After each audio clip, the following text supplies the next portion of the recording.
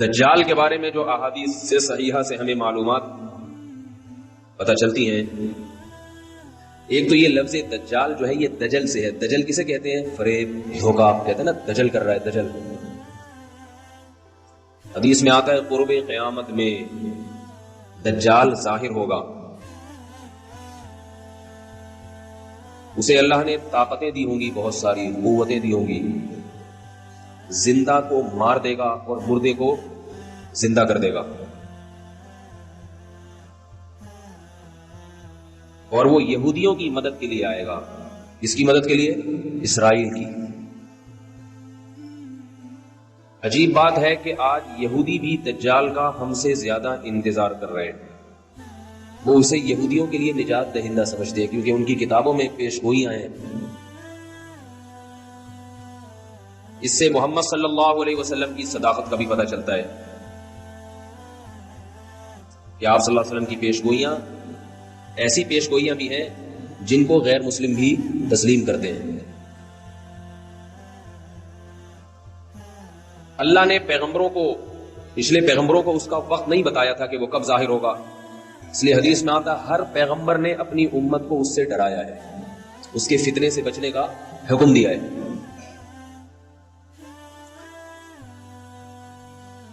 لیکن محمد صلی اللہ علیہ وسلم کے دور تک وہ نہیں آیا. یہ اس کی علامت تھی کہ وہ کس امت میں ظاہر ہوگا؟ محمد صلی اللہ علیہ وسلم کی امت میں. اس کا فتنہ ہوگا کیا؟ وہ ایسے طاقت اور قوت کے کرشمے دکھا کر اپنے خدا ہونے کا دعویٰ کرے گا. سمجھ رہے بات کو کہ نہیں سمجھ رہے؟ جو ظاہر پرست لوگ ہیں. اور ہوگا کانا. حدیث میں آتا ہے کہ خدا کانا نہیں ہو سکتا، اللہ تو ہر عیب سے پاک ہے. یہ عجیب بات آپ کو بتاؤں کہ جو گمراہ لوگ ہوتے ہیں وہ کسی کی ایک صفت کو دیکھتے ہیں، اس کے ہزاروں عیوب کو نہیں دیکھتے. تو دجال کے طاقت اور قوت کو لوگ دیکھیں گے لیکن اس کے عاجزی کو، اس کے کاڑے ہونے کو نہیں دیکھیں گے. لوگ اتنا بڑا عیب ہے تجھ میں. آپ نے فرمایا کہ تمہارا رب کاڑا نہیں ہو سکتا.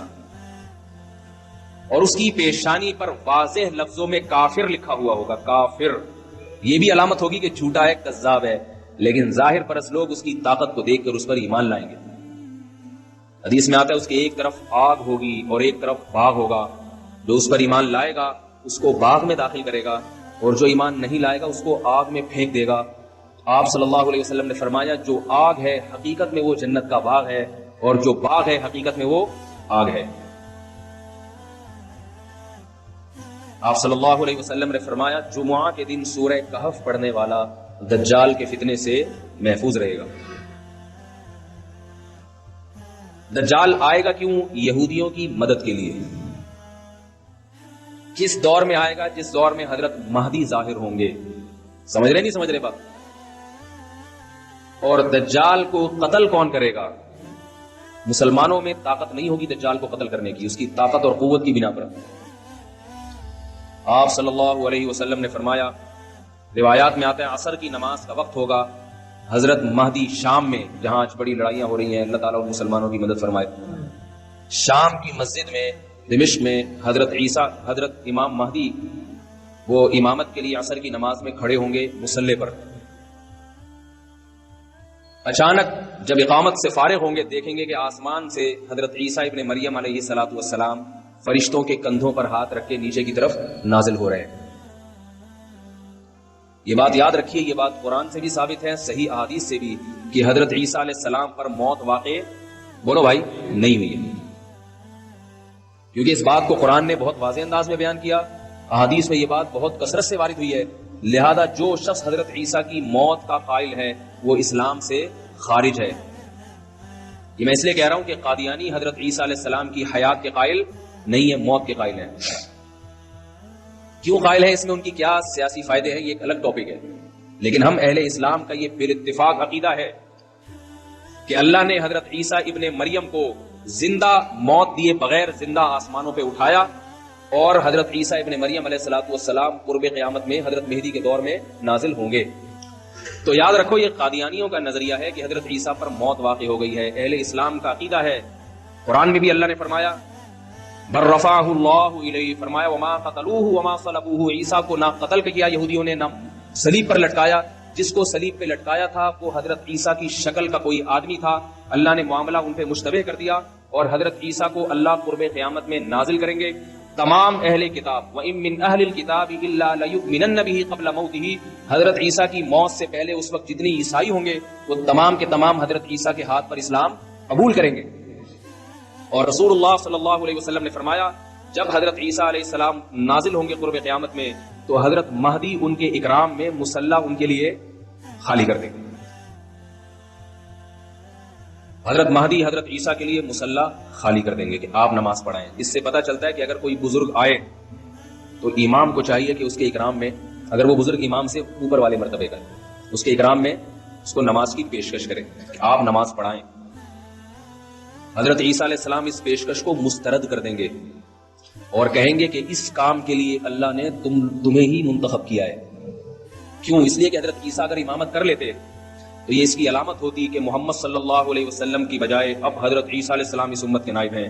اس میں اشارہ کر دیا کہ نہیں، اس امت کے امام اب بھی محمد صلی اللہ علیہ وسلم ہی ہے اور انہی کے امتی ہی امامت کریں گے. بتا دیں گے میں امامت کرنے کے لیے نہیں آیا. پھر کیوں آئے بھائی؟ کیوں آئے؟ یہودیت سے انتقام لینے کے لیے. سمجھ رہے ہیں بات کو؟ اور اس امت کو اللہ نے جو کام دیا ہے لیظہرہ علی الدین کلہ، کہ یہ دین تمام ادیان پہ غالب آ جائے، اسلام کی حکومت پوری دنیا پہ قائم ہو جائے، اس دین کی تکمیل میں چونکہ سب سے بڑی رکاوٹ یہودی ہے، لہذا اس یہودی کے خلاف علم جہاد بلند کرنے کے لیے یہ پیشگوئیاں محمد صلی اللہ علیہ وسلم 1400 سال پہلے کر رہے ہیں.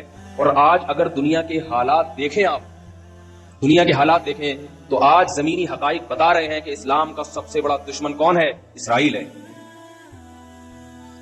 جو امریکہ کو استعمال کر رہا ہے اپنے مفاد میں، برطانیہ اور امریکہ کو، اور امریکہ اسرائیل کے مفاد میں استعمال ہو کے اپنے آپ کو بھی برباد کرتے چلے جا رہے ہیں.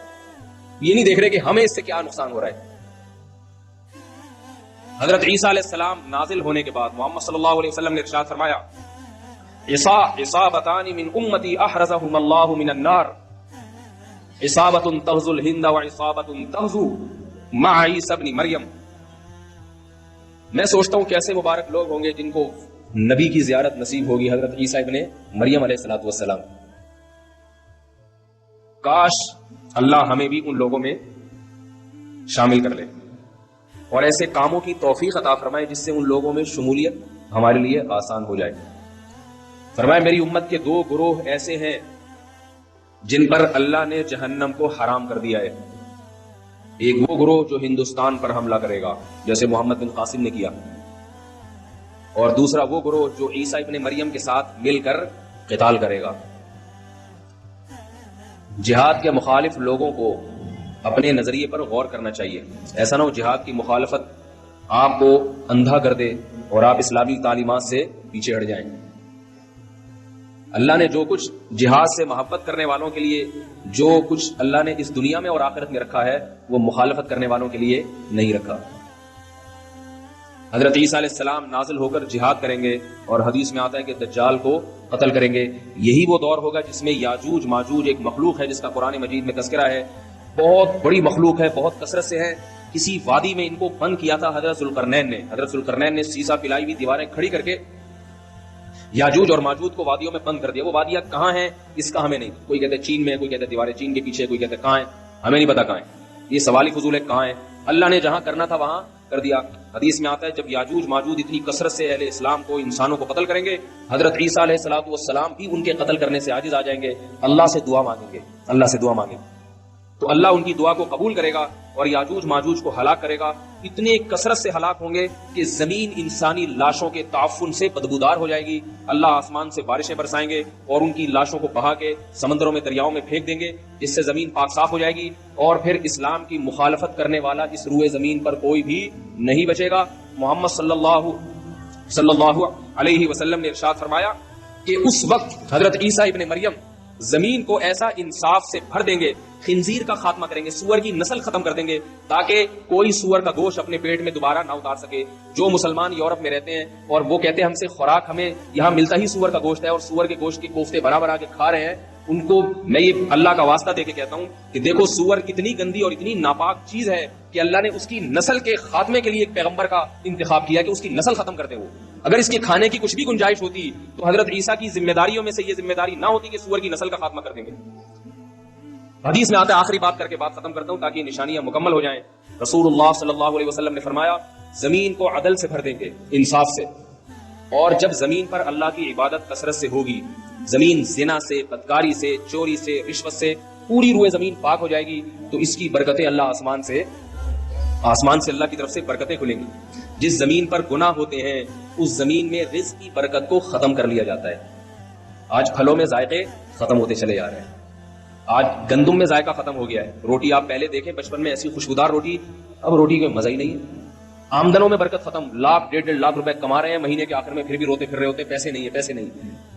تو محمد صلی اللہ علیہ وسلم نے فرمایا جب زمین میں تقویٰ ہوگا اور اللہ کی عبادت ہوگی تو اللہ اپنی برکتیں کھول دیں گے. آسمان سے ایسا برکت والا پانی برسے گا, ایسی بارشیں ہوں گی زمین میں کہ آپ نے 2 مثالیں دی, ایک انگور کی اور ایک انار کی. فرمایا انگور اتنے بڑے بڑے پیدا ہوں گے کہ ایک انگور کے دانے کو نچوڑ کے کئی لوگ گلاس بھر بھر کے سیراب ہو جائیں گے اس سے, اتنے بڑے بڑے انگور پیدا ہوں گے. اور فرمایا انار اتنے بڑے بڑے پیدا ہوں گے کہ انار کے چھلکے کو لوگ سائبان کے طور پہ استعمال کریں گے. انار کا چھلکا باقاعدہ چھتریوں کی طرح بڑا ہوگا. انار کتنا بڑا ہوگا, اس کے دانے کتنے بڑے بڑے. یہ اللہ کی طرف سے انسانوں پہ رزق برسے گا. کیوں برسے گا؟ کہ انسان تقوی والی زندگی پر اور حلال والی زندگی پر آ جائے. یہ کام تو میرے بھائی حضرت عیسیٰ کے زمانے میں ہوگا اور انشاءاللہ ہو کے رہے گا. لیکن ہمارے زمانے میں اس سے ہمیں کیا سبق ملتا ہے کہ اللہ نے تقوی والی زندگی میں برکت رکھی ہے. حلال تھوڑا ہو اس میں برکت زیادہ ہے, حرام زیادہ ہو اس میں برکت ختم کر دی جاتی ہے. حرام خور آدمی کروڑوں روپے کما کے بھی اس کی پیٹ بھرتا نہیں ہے. اپنے ملکوں کے حکمرانوں کو دیکھ لو, کروڑوں کھربوں روپے کھا گئے مگر پھر بھی ان کا دل نہیں بھرتا. پیٹ اتنے سے ہیں مگر جو ہوس ہے وہ سمندروں جیسی بڑی ہوئی ہے, خلاؤں جیسی بڑی ہوئی ہوس ہے, وہ کبھی ختم نہیں ہوتی. حلال آدمی کی خواہش اللہ تھوڑے سے میں پوری کر دیتے ہیں. تو اللہ تعالی ہمیں ان خوش نصیبوں میں شامل کرے جو حضرت عیسیٰ ابن مریم کی زیارت کریں گے اور ان کے ساتھ مل کر لڑیں گے. اور اگر بالفرض یہ ہماری زندگی میں مقدر نہیں ہے تو اللہ ہمیں وہ کام کرنے کی توفیق عطا فرمائے جس کام کی تکمیل اللہ حضرت عیسیٰ کے ذریعے کریں گے. ان کاموں کی توفیق عطا فرمائے. تقوی اور طہارت والی زندگی کی اللہ ہمیں توفیق عطا فرمائے تاکہ ہمارے رزق میں بھی برکت ہو. سبحانک اللہم و بحمدک نشہد